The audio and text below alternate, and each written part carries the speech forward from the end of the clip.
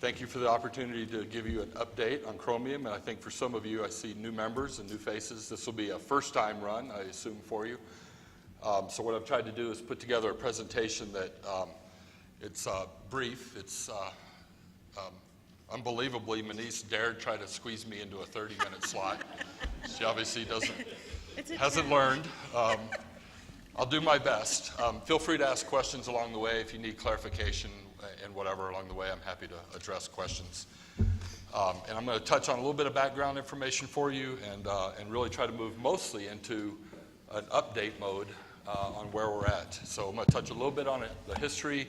I described it here as kind of a refresher. I think for many of you it will be, but hopefully it's a reasonably condensed overview for new folks. And I think there's a tour for new members planned in early October. And so what you don't get here today, you may have to save your questions and ideas and comments, and we'll certainly try to get you everything you need on that tour. So I'm going to talk a little bit about basically the nature and extent of Chromium. Where is it? What do we know about where it is in the environment? How did it get there? Really, I want to focus mostly on our remediation strategy and what we're currently doing. In the presentation in Albuquerque, I think it was back in March, as I recall, because the wind was blowing about 60 miles an hour that day. I tried to kind of solicit that you guys need to kind of get on board with this thing because we're going to be marching progress through the CAB and, of course, other stakeholders all along the way. And we really want you guys on board and kind of tracking the project, tracking the progress along the way so we can get your input and get your feedback on whether you feel like the project is on track and that we're communicating it well. So again, just the history. Here's the central TA3 portion of the laboratory. I think many of you are familiar with that. There's a power plant basically at the end of that arrow. Here's a little bit of a close-up of part of the infrastructure there. And between 1956 and 1972, as part of just routine operations within the power plant, a potassium dichromate is the chemical compound used, was used in the cooling towers basically as a corrosion inhibitor. Completely routine operation all across the country and similar facilities. It's basically chrome plating the piping so that it doesn't corrode, and every day as they manage the concentration within that closed loop system, they needed to release a little bit of chromium into the environment, unfortunately at the time, and it was released into the environment with a fair bit of water. So there was already water being released from an outfall, roughly 300,000 gallons per day at the time, and we've, as far as we can tell from archival records, we've estimated that somewhere on the order of 30 to 35 pounds a day of chromium was released into the environment. And so it kind of followed a pathway that led us to what we understand today about the chromium. Here's just another view. So I think everybody here is pretty familiar with the laboratory property footprint. That power plant sits way back here, essentially at the head of the Pajarito Plateau. The chromium plume, and I'm going to show you a few depictions of it, so don't worry if you get all the detail you need out of this particular graphic. But it's basically this shaded area right down in here. Here's a little bit of a close-up of it. And what we're showing here with this is both the chromium plume, which is depicted by the blue shaded area, and this coincident perchlorate contamination that sits in a couple of wells nearby from a slightly different source, but essentially it's in a commingled location with the chromium plume. Actually, I'm going to go back just a minute. It's important to note, I didn't really bring the slide because it's one that really takes a fair bit to explain, but it's probably important to note that as best we can tell from about 7 years of very detailed studies, the chromium did not get to this location via groundwater transport from the original source. It's really important to understand that basically as that chromium was released from the power plant, as I described with the volume of water that was already in the canyon, it more or less short-circuited as surface water flow that doesn't take more than a day of transport through Sandia Canyon, where it starts a much more complex infiltration pathway starting about right there in Sandia Canyon, and a travel time of on the order of 10 to 20 years from the surface down into the groundwater, where we think the plume was essentially born roughly in the same location we see it at today. So it's just important to note that this doesn't represent 3 miles of migration from the original source. It's really mostly a footprint that was just born through vertical migration right over the top of where that plume is today. So a few details. I think most of you know that chromium exists basically in two forms in the environment. One's called Chrome 6, or you'll hear it called hexavalent chromium as well. That's the form that you generally hear about when you talk about environmental work. It's naturally occurring in the environment, but it's also the form that exists when you're really dealing with groundwater contamination. It's soluble, so it moves in groundwater. It doesn't move quite as freely as groundwater, but it is mobile. And it's the form that has the toxicity associated with it under certain rates of consumption. The other form of chromium is trivalent chromium, and it's also naturally occurring in the environment. It's what you find as an essential nutrient in vitamins as well. And in the environment, chromium can move from Chrome 6 to Chrome 3 through natural processes, and I'll talk just a little bit about that. The plume itself sits about 900 to 1,000 feet below the ground surface, and the reason for the different numbers, it depends on whether you're standing on a mesa or an adjacent canyon floor in terms of how deep the plume is. The plume itself is about a mile long, about a half mile wide, and sits at the water table, and I'm going to show you a slide here in just a moment, but it sits at the water table, and we believe that the total thickness of contamination from the water table down is less than 100 feet. And the plume sits essentially surrounded by Los Alamos County-owned water supply wells, and each one of them is about a half mile away from the edge of the plume. When we talked about where the release and where chromium is in the environment, one of the important things you do through a multi-year investigation like the one we've essentially just completed is try to understand where in the environment the chromium is. So we know it's in the groundwater because we have monitoring wells that are measuring it, but we needed to understand where is the rest of that chromium. I mentioned that maybe 35 pounds per day were released. We kind of use a number just sort of for discussion and for ease of conversation about this, of about 54,000 kilograms of chromium released into the environment.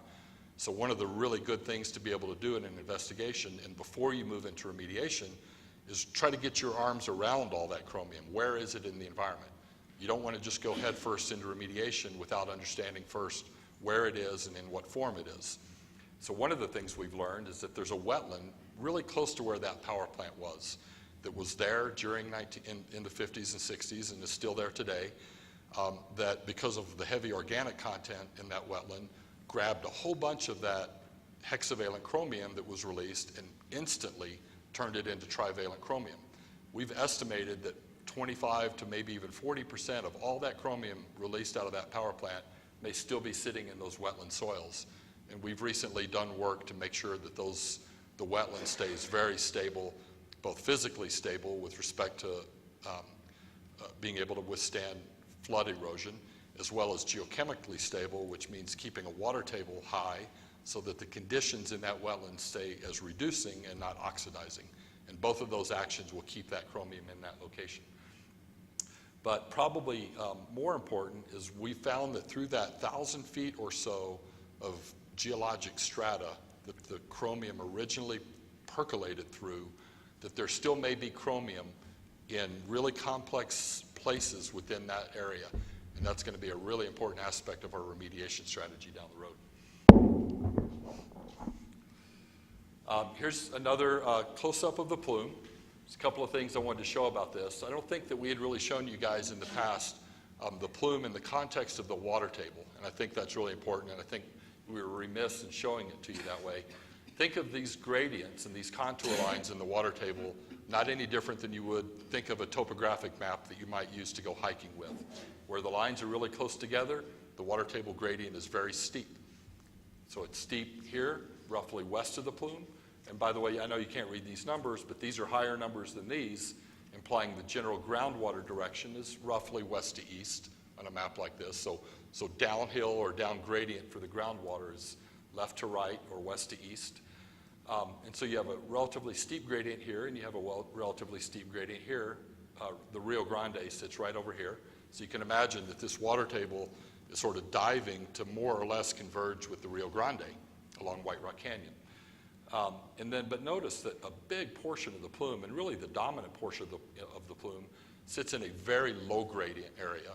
Part of the reason that's really important is where you have high gradients, you tend to have a situation where there's a downward gradient within the water. So if you put a particle at the water table the gradient, not only would you move down slope, but you might even, the particle might be inclined to move vertically as well. And in this particular area, the gradient is just incredibly flat. And one of the things that we've noted as part of that, and I'm going to kind of skip over here, is that the plume in cross-section, so here's the plume again, and here's a couple of cross-section lines. So one of them goes from R42 down here to the laboratory boundary, that's this line right here. And another one is a shorter line from a well called R28 to the laboratory boundary. And by the way, these two wells are the wells that we kind of consider to be the center or centroid of the plume. They have the highest concentrations, around 400 to maybe 800 parts per billion. And you can see that the plume, interestingly enough, is kind of sitting really right at the water table. So there's not, probably in part because of that very low water table gradient that we showed you in the plume area, there's nothing that's really trying to drive this plume vertically deeper into the groundwater. So that's a huge attribute that's very important for us in our remediation strategy, because it kind of helps constrain, if you will, the portion of this massive aquifer that you really have to go in and try to address. So we're not talking about a situation where we anticipate having to go hundreds of feet into the aquifer in order to try to tackle the plume. Coming back to this, some of the other attributes of the plume, here's that center I was talking about around R42 and R28. And again, because of that really, really low gradient in this area, the groundwater flow direction is actually made particularly complicated. You can imagine that where the gradient is real steep, that's going to really drive the direction that groundwater flows. Where it's really shallow gradient, like it is in that center, the complexity of the geology that makes up the aquifer, and in this case, the geology that makes up the aquifer are basically sands and gravels. And so when you have sands and gravels that are highly layered, and then they're actually, because of faulting down at depth that you can't even see at the surface, those rock layers have even been tilted and kind of rotated. So you've got groundwater flow according to the gradients that would suggest that the plume might be moving easterly, but you've also got a gradient trying to move against these really complex geologic layers, and it seems to be partly driving plume migration off to the south. So we kind of generally like to depict sort of an arc, if you will, that the groundwater flow is kind of in this general quadrant, if you will. It may have a little bit of an easterly component, and locally it might even have a bit of a southerly component to it. Partly that's demonstrated by the fact that the chromium over time, so this part of these plots here is time, and this is concentration. And why don't, for right now, we just focus on the red lines in here. Those are chromium concentrations over time. And so you can see that this well right down here near the laboratory boundary is showing a pretty progressive increase in concentrations over time. There's certainly variability year to year, and it almost looks like there's kind of an annual cycle, if you will. Whoops. Almost looks like there's an annual cycle, if you will, but overall the trend is clearly increasing. So that certainly suggests a groundwater flow component off in this direction, and then we've got this well, R45, sitting right there, which is also showing an increase. This red line, by the way, is the standard of 50 parts per billion. So this well down here is showing concentrations above that standard. This one up here, actually on the back side of the plume, is showing very interesting and still not well understood increases in concentration. And then this one here increasing, still not at the standard, certainly suggests that there's a component of migration off to the east here as well. So these are all important things for us to know in terms of being able to confidently monitor the plume as well as focusing our strategies. So I'm going to kind of jump into the strategy. Again, this will be a bit of a refresher for most of you, but we've sort of broken the remediation strategy into two parts, and we are clearly turning the corner from 7 or 8 years of characterization to really trying to focus in now on the remediation strategy. And one thing that we're able to do with the New Mexico Environment Department is essentially implement what we anticipate will be remediation work under an interim measure. And what that essentially means is that there's a solution that is sort of pretty clear, pretty straightforward, and certainly qualifies for a sense of quick action, if you will. And so one of the things that we believe we can do, and it's kind of depicted here, and these are all just cartoons, if you will, of where wells might go. These are all real wells, these small ones here. But these stars here represent wells that may go in for remediation purposes. So what we're calling step one, or the interim measure, is essentially a concept called hydraulic capture. And the idea here, and again, I just want to reiterate, these are all monitoring wells. So these are all for just sipping samples. You pull a few gallons out of the well and you collect a sample for water quality analysis. These wells would be put in very different configurations. These things have longer screens within the water table. They're larger diameter. They're more open screens, and they allow you to get in here and pump a location like this up to maybe 150 gallons per minute. These wells sample at about 2 or 3 gallons per minute.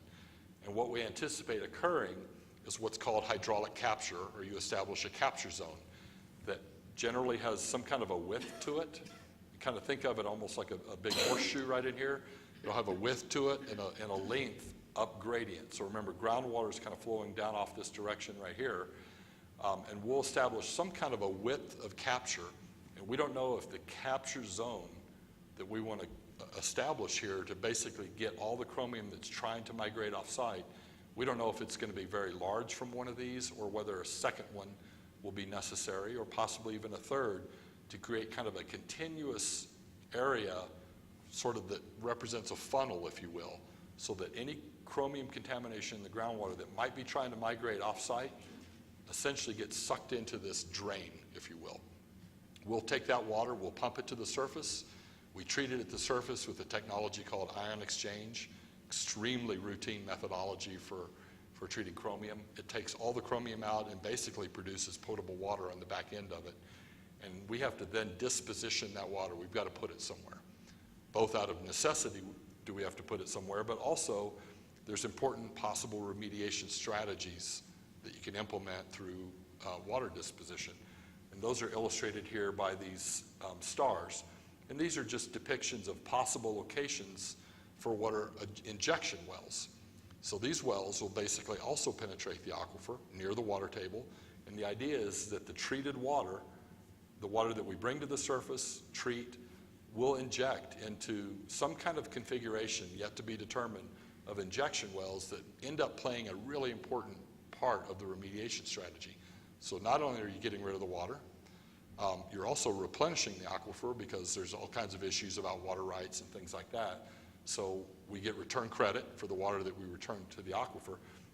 But you can imagine that if we put our injection wells right here, it might actually create a bit of a mound in the water table that could actually direct flow back up to the north, well contained within laboratory property. So our real goal here in this interim measure is to basically make sure that the plume, and this is the 50 part per billion cleanup level depicted in here, that the plume gets made smaller and contained well within laboratory property for us to have the time to go implement what I'll talk about in just a moment, which is the much more complicated and longer term remediation strategies to basically get the source out of the ground to begin with.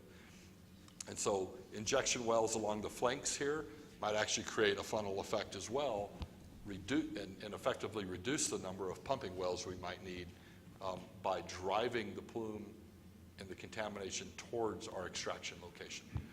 This second part, we're working on this stuff now. This is really going to involve quite a bit of really highly detailed studies where we want to look at ways to basically get the chromium remediated other than just pump and treat. I know I've mentioned it before, you really can't say it too many times, that pump and treat by itself, which really is just a way of saying I'm going to pump the stuff out of the ground, treat it at the surface, and get rid of it, has all kinds of failure points associated with it. Sites all over the country have tried pump and treat. They go into those kinds of projects thinking it might be 10 years worth of pumping to get their contaminant out of the ground, and 40 or even 50 years later, they're still pumping. It's really, really complicated. So we want to also include, as part of our overall strategy, other methods that might take care of the chromium right in the ground, so we never have to deal with pulling it out, treating it, and dispositioning large amounts of water. And so that involves various types of applications that you actually put down into the ground. In some cases, there's chemical reductants that you put into the ground. It creates sort of a cloud in the groundwater, if you will, that if the chromium passes through that, it takes that hexavalent chromium, rapidly changes it to trivalent chromium where it stays in place and really has no tendency to convert back to hexavalent chromium. So you're essentially taking that chromium out of the equation. Other ways to do it, and the way we're maybe particularly excited about trying, is using naturally occurring microbes that we know exist in all groundwater everywhere. We've actually already done DNA sequencing of the microbes that we have in our groundwater here, and we know they're bugs that actually enjoy eating chromium as a food source. And when they do that, they also convert that chromium into trivalent chromium, again, taking it out of the equation. So we're looking at these kinds of technologies as ways to enhance just the simple pumping approach to get at this chromium. So we're real busy in the field these days, and we have a big program in store for us in 2015. There's a lot of information on this slide, but I kind of want to go through a few of the points, maybe in a little bit of detail. The extraction wells, you saw those 2 stars down there that I talked about being part of the hydraulic containment action. One of those is in. We call it CREX-1, CR for chromium, EX for extraction, and 1 for the first one of these. It's performing very well. We haven't turned it on yet for full pilot mode, but we're doing what's called well development and some aquifer testing to just kind of make sure the well is appropriately flushed out and ready for full bore pumping. And I think we're probably about a week away from seeing that well running 24/7, probably through the end of November. So there's a high probability that when you guys are out in October, you'll be able to see that well in full operation. What we'll learn from that and from monitoring pressure responses in all those surrounding wells, we'll get a first look at what a capture zone might look like associated with big scale pumping in here. We're also very active. We had a really busy weekend on a project where we're drilling 6 core holes, and I'm going to take you to a slide here in just a moment, but I want to show you some of these points first. These core holes are really, they're a bit of a Swiss Army knife, if you will. We have a lot of information coming out of these things. One of the things we're trying to do, we're actually drilling with the technology that we've only barely deployed at the laboratory before, and this is the first time we've ever done it anywhere at this scale. And in fact, I think we've probably already hit what I believe is the national record for depth ever achieved with sonic drilling. So this is a drilling technology that quite literally uses a vibrating drill string to penetrate into the aquifer. Extremely complicated, and the reason we went with doing that is because we don't want to add any fluids or any water to the core, because we want to get all kinds of important information out of all these core that we're going to derive out of the hole, and the only way we felt like we could do it was with sonic drilling. We're also going to be studying a lot of the core materials to evaluate whether or not there's properties of the materials that will naturally convert chromium from Chrome 6 to Chrome 3. We're going to establish every one of these core holes when they're done as a monitoring point and as a location where we may inject amendments into the aquifer and watch how it responds at nearby wells. So we can do bench scale studies all day long on how bugs are going to act and how various chemical amendments work until you deploy it in the field and see what happens at quarter-mile scale or across 200 meters between wells. You really don't know how your system's going to work. And then we hope in 2015 to be starting to drill some of these injection wells. Here's just a look at where all these core holes are. They're the yellow highlighted symbols on here. All the monitoring wells are these with the kind of white shading area around them and the red dots. There's that well that I said that we're about to start pumping 24/7, CREX-1. And all of these points in this area are going to be monitored in high levels of detail, watching for pressure responses from this hole right here, from this pumping well, to tell us whether or not that capture zone's oriented off in this shape right here or maybe more north-south. And it's the kind of information that helps us know where you might put a CREX-2 or a CREX-3. One of our big challenges that can't be overlooked for the coming 6 months or so are all of our really important interfaces here. As I mentioned before, this whole program, the pumping, the contamination in the plume, all sits very close to Los Alamos County water supply wells. One of the things that it's incumbent on us to do is make sure that nothing about our pumping program in any way adversely affects the county's ability to continue to supply water efficiently to the residents and to the laboratory. So we're doing a lot of work right now to make sure that the Los Alamos County water supply wells are in no way affected by our pumping. We're also trying to make sure that there's nothing about their pumping that is tugging on our plume in a way that we've also got to address. So it's kind of a two-way street, and we're really closely engaged with Los Alamos County on that. We also sample Sentinel wells and water supply wells quarterly and have found no contamination in those wells.